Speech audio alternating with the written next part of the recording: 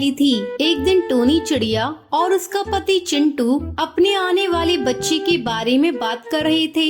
हे भगवान, मुझे बेटा ही देना। मेरी सारी सहेलियों को पहली बार बेटा ही हुआ था, लेकिन अगर मेरी बेटी हो गई तो मेरी नाक ही कट जाएगी। बेटी होने से केवल तुम्हारी ही नाक नहीं कटेगी, मेरी नाक भी कट जाएगी। मैंने अपने सारे दोस्तों से कह दिया है, मेरे तो बेटा ही होगा। कुछ महीने गुजर जाने के बाद अचानक एक दिन टोनी चिड़िया के अंडों की डिलीवरी का टाइम आ जाता है। टोनी का पति जल्दी से बुलबुल डॉक्टर को बुलाकर लाता है। टोनी चिड़िया एक सुंदर चिड़िया को जन्म देती है। डॉक्टर बुलबुल उसके पति को बताती है, बधाई हो भाई साहब, आपके घर में लक्ष्मी आई है।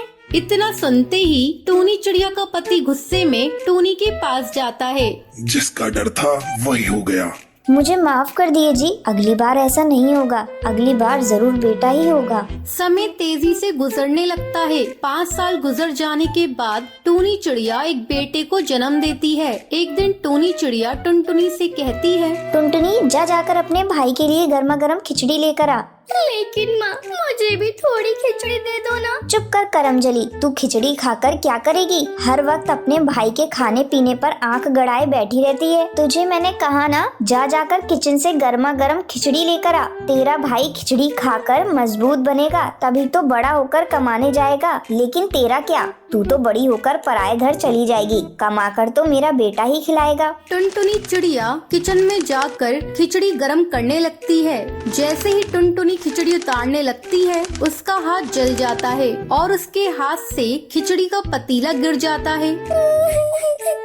माँ, मेरा हाथ जल गया। माँ देखो, मेरा हाथ जल गया। अरे जाइए जी, जाकर देखिए क्या किया इस टुनटुनी ने। इस लड़की से एक काम ढंग से नहीं होता। चिंटू चिड़ा किचन में जाता है और वो देखता है किचन में सारी खिचड़ी जमीन पर पड़ी है। चिंटू टुनटुनी को जोरदार थप्पड़ लगाता है। कमबख्त, ये तूने क्या किया? सारी खिचड़ी तूने बर्बाद कर दी। चिंटू की चिल्लाने की आवाज सुनकर टोनी चिड़िया वहाँ पर आती है। टूनी, आज इसे खाना मत देना। आप तो केवल इसका आज का खाना बंद कर रहे हैं, मैं तो इसका कल भी खाना बंद रखूंगी। मुझे तो लगता है इसने जानबूझकर खिचड़ी गिराई है, क्योंकि ये अभी भी मुझसे खिचड़ी खाने को मांग रही थी।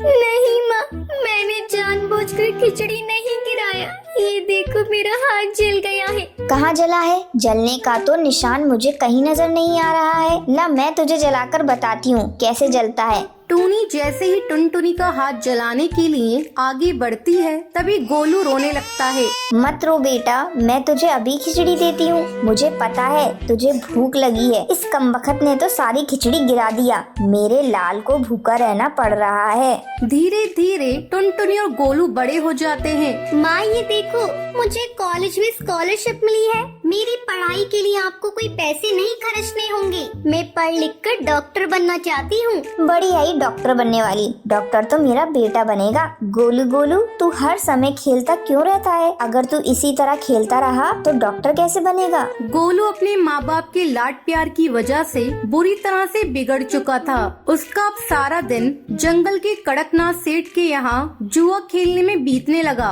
इधर टुनटुनी पढ़ लिख कर डॉक्टर बन जाती है।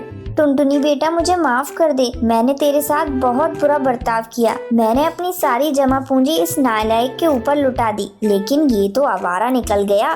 टोनी को ये समझ आ गया था कि बेटा और बेटी में भेदभाव करना गलत है। उस दिन के बाद से टोनी अपना सारा प्यार टुनटुनी